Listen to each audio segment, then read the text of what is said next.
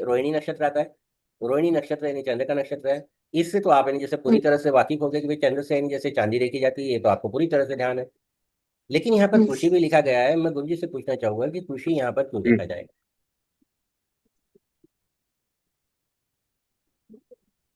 कृषि। अब जैसे रोहिणी नक्षत्र से हमने ये देखा कि चांदी और कृषि, ये दो चीजों को देखेंगे। चांदी और कृषि के साथ साथ अब चांदी तो यानी आप पूरी तरह से वाकिफ हो गए कि चांदी तो हमको देखनी है रोहिणी नक्षत्र से।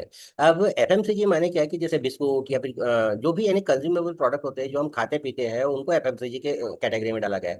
जैसे यहाँ पर आईटीसी देख पा रहे हो, तो आईटीसी के अंदर आप देखोगे तंबाकू भी आ जाएगा, सिगरेट भी आ जाएगी। ठीक है। आईटीसी के ये प्रोडक्ट होते हैं, आईटीसी यानी इन चीजों को उत्पादित करती है। आईटीसी इन चीजों को, जैसे मैंने कहा तंबाकू या फिर समथिंग सिगरेट, इन चीजों को उत्पाद करती है। फिर उसके बाद में आईटीसी के अंदर नहीं, जैसे दूसरी बात अगर समझे तो ये बिस्कुट वगैरह बनाती है, कुछ यानी कैडबरी वगैरह जैसी चीजें भी बनाती है। बिस्किट कैडबरी वगैरह जैसी चीजें भी बनाती है। आप अगर आईटीसी बच्चों को पूछोगे तो वो आपको यानी जैसे प्रॉपरली समझाएगा। नेस्ले, अभी यानी जैसे आप जो मैगी वगैरह खाते हैं, हम जो मैगी वगैरह खाते हैं वो नेस्ले से बनती है। तो यहाँ पर इसलिए नेस्ले को किया। कॉफी भी आएगी इसमें। DCM syrup. हाँ बोलिए। कॉफी भी आ जाएगी ना इसके अंदर, नेस्ले में कॉफी भी आती है ना हाँ शायद।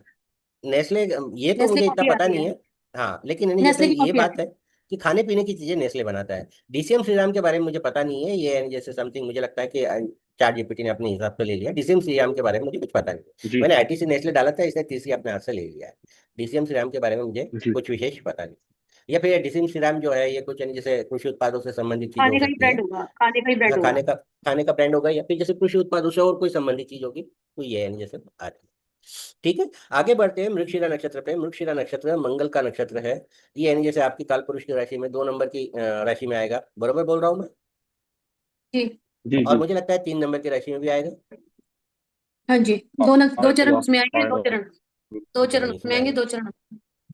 तो यहाँ पर क्या है कि अब जैसे मंगल जो है भूमि तत्व का ग्रह है, इसलिए यहाँ पर सोना हम्म, चांदी को भी प्रायोरिटी दी गई है।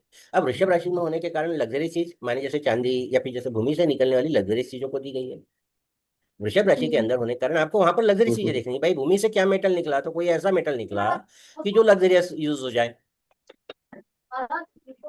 लेकिन जब जी जब हम मैंने जैसे मिथुन राशि के अंदर जी। जाते हैं तो वहां पर मेटल का जो परिणाम होता है वो चेंज हो जाता है। माने यहाँ पर जब हम मैंने 2 चरण तो इसके वृषभ राशि के अंदर आ गए, 2 चरण आपके मिथुन राशि के अंदर आ गए। तो हम्म, अब जो वृषभ राशि के अंदर जो चरण आते हैं उससे आप सोना जी चांदी देखोगे या फिर जैसे लग्जरी चीजें देखोगे। लेकिन जो मिथुन राशि के अंदर आते हैं वहां पर आप यानी जैसे हवा हवा के अंदर कम वेट वाली चीजें देखोगे, जैसे कि एल्यूमिनियम या फिर इससे संबंधित चीजें जो है, इससे संबंधित जो धातु है उसको देखोगे। क्या हम्म, आप इस बात से सहमत हो। जी। ठीक है। माने जी। मिथुन राशि क्यों लिया मैंने, हाँ मिथुन राशि हाँ, दो क्योंकि चरण को वो यानी। हवा, वृषभ राशि। एयर तत्व। हाँ एयर, दैट इज दैट। हाँ, एयर तत्व तत्व के मिथुन आधार पर राशि हो है। गया ना, क्योंकि जैसे तत्व इनको पर। खनिज खनिज पदार्थ बोलते हैं हम। हाँ खनिज और वो खनिज भूमि पदार्थ, तत्व से हो गया। ठीक है। भूमि तत्व से होगा। तो यानी जैसे यहाँ पर आपको यानी जैसे ध्यान रखना है कि जैसे अब जैसे क्या होता है कि जैसे हमने अश्विनी को देख लिया तो हमको मेष राशि को देखना है, भरणी को देख लिया तो हमको मेष राशि को ही देखना है। लेकिन कृतिका को देखना है तो हमको एक चरण यानी जैसे मेष राशि का देखना है, 3 चरण यानी जैसे वृषभ राशि के देखने हैं। फिर मृगशिरा के यानी जैसे चारों भी रोहिणी के यानी जैसे चारों भी चरण यानी जैसे आपके वृषभ राशि के अंदर आते हैं, तो वहां पर तो कोई प्रॉब्लम नहीं, चांदी और कृषि दो ही चीजें देखनी है। वृषभ। हाँ मृगशिरा के यानी जैसे जरूर 2 चरण यानी आपके 2 चरण आपके वृषभ राशि के अंदर मिथुन में। आते हैं, और दो दो। चरण मिथुन में आते हैं, तो वहां पर आपको हम्म, उसको हाइपरगेट कर लेना है। तो ये यानी जैसे ध्यान में रखिएगा। आगे यानी जैसे आर्द्रा नक्षत्र पे हम्म। पहुंच सोना चांदी। अब सोना चांदी से यानी जैसे जेम्स ज्वेलरी से संबंधित सेक्टर को देखोगे, जब आप इन्हें शेयर मार्केट से संबंधित चीजें भी देखोगे तो वहां पर जेम्स और ज्वेलरी से संबंधित चीजें देखोगे। अब इसके अंदर क्या होता है कि टाइटन एक बहुत अच्छी घड़ी वगैरह ये चीजें बनाता है, कल्याण ज्वेलर्स वगैरह, तो इनको यानी जैसे आप देख सकते हो। गीतांजलि जेम्स वगैरह था लेकिन वो शायद अब नहीं है कंपनी, मुझे पता नहीं। तनिष्क भी हो गया, तनिष्क ना। हाँ तनिष्क वगैरह ये जो चीजें है ये इससे देख सकते हैं। फिर आते हैं पी आद्रा, ज्वेलर्स हो आद्रा गया। नक्षत्र। हाँ हाँ। आद्रा नक्षत्र पे, आद्रा नक्षत्र का जो स्वामी है वो राहु है। राहु इसलिए यहाँ पर एल्यूमिनियम भी लिया गया है क्योंकि ये लाइट वेट है, वायु तत्व यानी जैसे हमने ये देखा कि मृगशिरा नक्षत्र के अंदर हम 2 चरणों के लिए तो चांदी सोना देखेंगे और 2 चरणों के लिए एल्यूमिनियम जैसी हल्की चीजें देखेंगे। आपने ये कहा था कि गुरु जी हमको एल्यूमिनियम भी पढ़ना है, एल्यूमिनियम से संबंधित चीजें भी देखनी है। तो यहाँ पर मैं निश्चित रूप से कहूंगा कि हाँ एल्यूमिनियम भी देख सकते राहु जी। एल्यूमिनियम को आपको इंडिकेट करेगा। जब हम इन्हें जैसे कोई चार्ट अगर देखेंगे तो हमको ये समझ में आएगा कि चांदी की जो तेजी मंदी होती थी वो अलग होती थी, लेकिन एल्यूमिनियम की जो हम्म तेजी मंदी थी, एक निधि जी ने किसी की कंसल्टिंग कराई थी, वो कुछ एल्यूमिनियम या फिर इससे संबंधित चीजें कर रहे थे, तो मैंने उनको चार्ट एक्सप्लेन करके बताया था कि इसके ऐसे। तो एल्यूमिनियम जब आप देखोगे तो आपका हम्म कॉम्बिनेशन वहां पर दो चीजों से होगा, एक तो वायु तत्व की राशि, और दूसरा यानी आर्द्रा नक्षत्र या फिर हम्म राहु के नक्षत्र, या फिर यानी जैसे तीसरा जो भी हमारे सामने आगे खुलता है उसको हम देखेंगे। ओके। जी अब जी एल्यूमिनियम जी। का जो उपयोग है ये टेलीकॉम टेक्नोलॉजी वगैरह सारी चीजों में चल रहा है आजकल। एल्यूमिनियम को सब्स्टिट्यूट मेटल देखा गया है। हमने ये एक बार क्लास के अंदर ही ये बात उठी थी जी। कि भाई जैसे ये गुरुजी अहमदाबाद का हादसा हो गया, लास्ट क्लास के अंदर जब बात हुई थी तब हाँ हाँ ये बात उठी हाँ थी कि हाँ। भाई जैसे ये क्यों हुआ वगैरह वगैरह, तो मैंने उसको वायु तत्व की राशि और वायु तत्व की चीजों के साथ में जोड़कर बताया था, और शायद वह सही भी था। अभी भी अगर आपने यानी जैसे 2-4 दिन पहले कुछ यानी जैसे ऐसी कोई परिणाम यानी जैसे कहीं प्लेन क्रैश होगा वगैरह वगैरह आई थी, इसको भी अगर आप कहीं से ना कहीं से जोड़ने की कोशिश करोगे तो आपके ध्यान में आएगा कि हाँ ऐसा हुआ था, इसी के कारण वायु तत्व वायु से, तत्व के कारण वायु ये तत्व चीज के, हुई। हाँ। और राहु से तो कनेक्टेड था। राहु से कनेक्टेड है। तो हमें ये ध्यान में रखना है कि जब भी हम एल्यूमिनियम का विचार करेंगे, क्योंकि आपने भी क्वेरी रेस की थी कि भाई एल्यूमिनियम में मुझे सीखना है, एल्यूमिनियम में मुझे, अगर आप इन नक्षत्रों को, इन हाँ चीजों हाँ। को, अगर इनके गुणों को अगर ध्यान रख लो, इनके यानी जैसे जो तत्व होते हैं उसको, तत्व को, राशि को, नक्षत्र को कहाँ गिर रहा है उससे संबंधित चीजों को अगर आप ध्यान रख लो तो ये आपको पाठ करने की भी जरूरत नहीं होती है। जैसे आपको ये पता है कि भाई जैसे इसकी ये नीच राशि होती है, इसकी उच्च राशि होती है, यहाँ पर ये होता है, तो वो आप ऑटोमेटिकली अगर आप थोड़ा यानी जैसे ध्यान दोगे तो ये अपने आप होगा। ठीक है। जी जी। एल्यूमिनियम से टेलीकॉम टेक्नोलॉजी, टेलीकॉम के अंदर जितनी भी चीजें हैं वो सारी एल्यूमिनियम से बनी होती है, यानी जैसे वायर या फिर जैसे केबल्स वगैरह जो उसके अंदर लगती है, क्योंकि एल्यूमिनियम बहुत सस्ता धातु है, और यानी जैसे काफी ये भी है, तो ये भी देखा जाता है। विमान वगैरह से संबंधित जो चीजें होती है वो भी एल्यूमिनियम से बनी होती है, वायु तत्व से संबंधित होती है, इसलिए यहाँ पर टेक्नोलॉजी और एरोनॉटिक चीजें भी यहाँ पर देखी जाती है, राव से संबंधित चीजें देखी जाती है। अब इसके अंदर आप भारतीय एयरटेल, टीसीएस, इन्फोसिस वगैरह जैसी चीजें देख सकते हैं। भारतीय एयरटेल को इसलिए देखा गया है कि इनके जो केबल बिछते हैं समुद्र में या फिर कहीं पर भी जो केबल बिछते हैं वो एल्यूमिनियम से संबंधित होते हैं। अगर एल्यूमिनियम के भाव बढ़ जाएंगे और इनका अगर कोई प्लानिंग होगा कि भाई मैं 5,000 किलोमीटर या 2,000 किलोमीटर की कोई पाइपलाइन बिछा होगा या फिर जैसे केबल लाइन बिछा होगा, तो उस समय में उनके जो इन्वेस्टमेंट प्लान होते हैं उसके ऊपर इन्हें कमी या ज्यादा आ सकती है, इसलिए इनको उन दृष्टिकोण से भी देखा जाता है। ठीक है। आगे जी। बढ़ते हैं। पुष्य नक्षत्र, हाँ जी। सॉरी, पुनर्वसु नक्षत्र। हम्म। अब हाँ, हम्म पुनर्वसु नक्षत्र से निश्चित रूप से आप चांदी सोना दोनों भी चीजें देखोगे, चांदी सोना दोनों भी चीजें देखोगे, क्योंकि ये गुरु का नक्षत्र है। वो लिखते समय मैंने जैसे नीचे चांदी होने की वजह से ऊपर आया नहीं, बाकी चांदी सोना दोनों भी चीजें देखी। पुनर्वसु नक्षत्र के अंदर एक बात और ध्यान में देने वाली होती है कि पुनर्वसु नक्षत्र के अंदर रिसाइकलिंग ज्यादा होती है, रिसाइकलिंग। अच्छा। हम्म। पुनर्वसु जी नक्षत्र जी। ये आपको यही इंडिकेट करता है कि कोई ना कोई ऐसी चीज होगी जो वारंवार आपके जीवन के अंदर या फिर उसका वारंवार कोई एडिशन आएगा, तो यहाँ पर प्योरीफाइड एडिशन वगैरह वगैरह आते रहते हैं। तो यहाँ पर पुनर्वसु नक्षत्र से संबंधित आप चांदी भी देखोगे, सोना भी देखोगे, रिसाइकलिंग वाला सोना देखोगे। बहुत सी बार इन्हें रॉ मटेरियल जो होते हैं उसको रिसाइकल किया जाता है और उसको रीयूज किया जाता है, तो ऐसी चीजें यहाँ पर ज्यादा दिखती है। अब अगर मान लो जैसे पुनर्वसु नक्षत्र अगर कहीं से कोई ग्रसित रहा तो फिर इनके डिमांड के अंदर ज्यादा बात आती है। यहाँ पर दो चीजें होती है।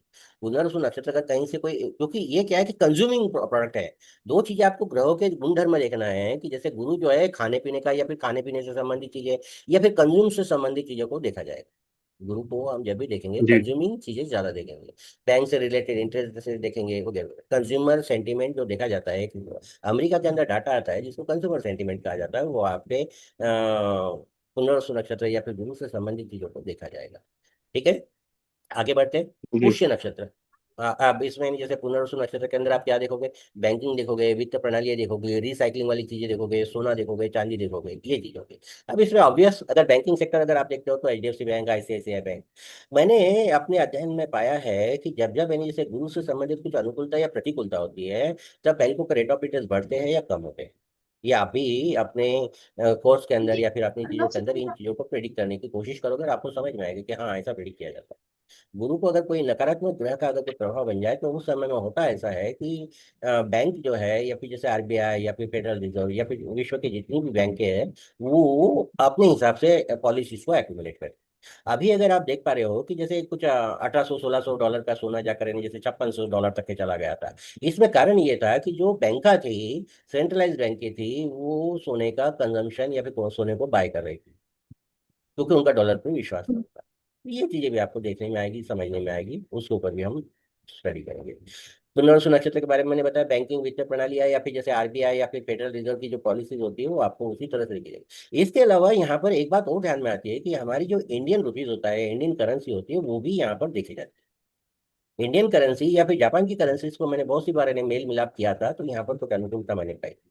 इंडियन करेंसी जो जापान की करेंसी, कुछ ऐसा इन्हें इंडियन प्रोस्पेक्टस में या जापान के प्रोस्पेक्टस में ये समझ में आता है कि थोड़ा सा सामने बनता है। हम्म। तो ये भी चीज हम देखेंगे। फिर आते हैं पुष्य नक्षत्र पे। पुष्य नक्षत्र तो ये पता है आपको कि शनि देव का है, गुरु पुष्यामृत आता है, तो सोना खरीदना चाहिए।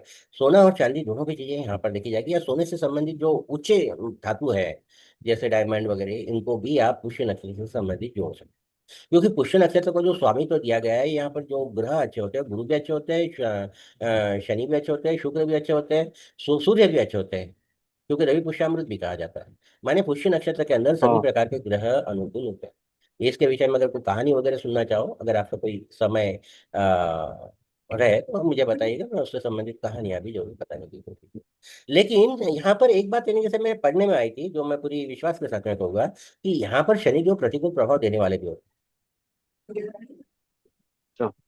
यहाँ पर शनि जो प्रतिकूल प्रभाव देने वाले, उसके कुछ कारण भी होते हैं, जैसे ब्रह्मा जी, या फिर जैसे ब्रह्मा यहाँ पर शादी करना नहीं जैसे वर्जित माना जाता है, पुष्य नक्षत्र पर शादी नहीं की जाती है, क्योंकि ब्रह्मा जी ने उस हम्म। नक्षत्र को ही शाप दे दिया था कि तेरे अंदर जो, तेरे नक्षत्र में जो शादी करेगा उसकी यानी जैसे शादी सक्सेस रहेगी। गुरु पुष्य अमृत के अंदर, या हम्म। फिर जैसे पुष्य अमृत के नक्षत्र पे आप बाकी सब चीजें कर सकते हो, लेकिन शादी करना यहाँ पर महान गलत बताया गया है। आप अगर गूगल वगैरह करोगे तो आपको समझ में आएगा। तो उसके कारण यानी जैसे हाँ, ब्रह्मा पुष्य जी का नक्षत्र में शाप दिया हुआ शादी। जी, पुष्य नक्षत्र में वर्जित है शादी, ठीक बात है। शादी को ब्रह्मा जी ने शाप दिया हुआ है, उसकी एक लंबी कहानी है, लेकिन उस पर नहीं जाएंगे हम। ओके। जी।